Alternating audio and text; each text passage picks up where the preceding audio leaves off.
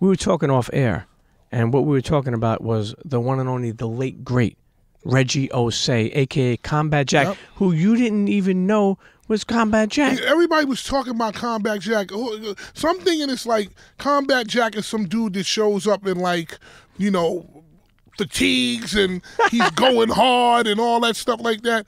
And my best friend Kim White was like, oh yeah, Combat Jack. And I said, all right, well, you know, let me find out about this Combat Jack. Let me go see what I'm missing with Combat Jack, because it was like on fire at the time. And I don't know if I saw a video or whether I heard the voice. It's like, fuck out of here. This sounds like Reggie Osei.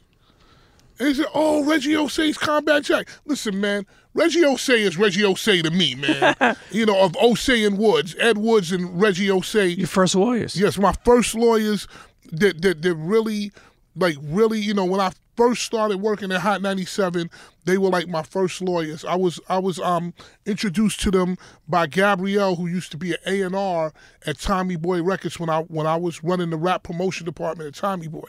And she put me on to Reggie and Ed.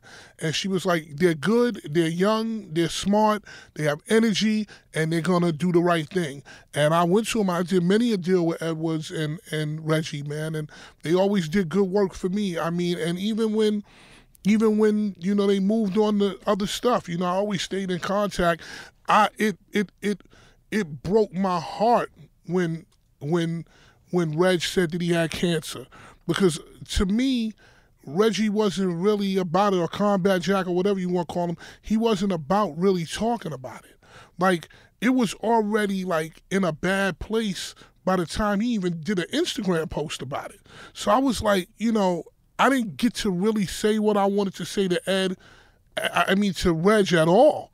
Ed too, I spoke to Ed, like, you know, I would speak to Ed from time to time. We were going to do like a deal with some reality television stuff because he was doing well with that. Sure. But I never really got to say what I wanted to say to Reg. If I could have said what I wanted to say, first of all, I'd thank them for being my lawyer, you know, and doing things in my best interest and it working.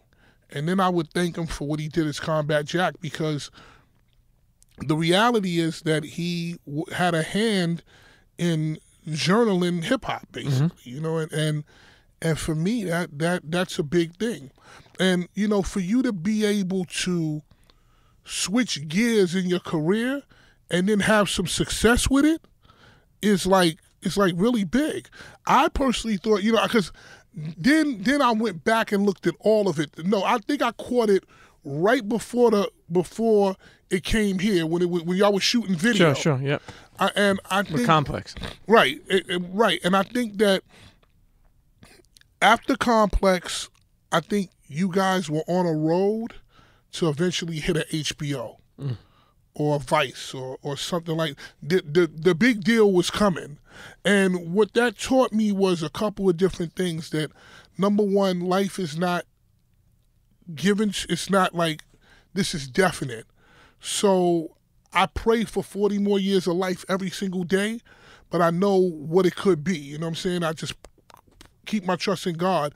But one thing I did learn from Reggie and Combat Jack and you guys, or whatever you want to call it, is time is the ultimate equalizer.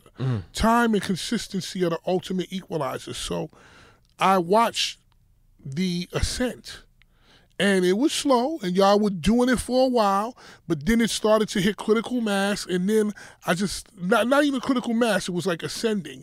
And I would call critical mass when you get like a major show on a major network, but I definitely think that you guys were definitely headed towards that. Listen, rest in peace to the late, great Ed Woods and our brother Reggie Osei. Man, I'll tell you, man, that shit fucking jerks me up every time we talk about it, but I know that he's proud, looking down on that we continue to keep the name going and keep the love going for Probably him. doing legal papers for Jesus. Oh yeah. I'm sure while he's drinking a little bit of Hennessy. Exactly. But like, listen, Jesus, take this, I gotta take this language out of here, but I'm gonna have a Hennessy first.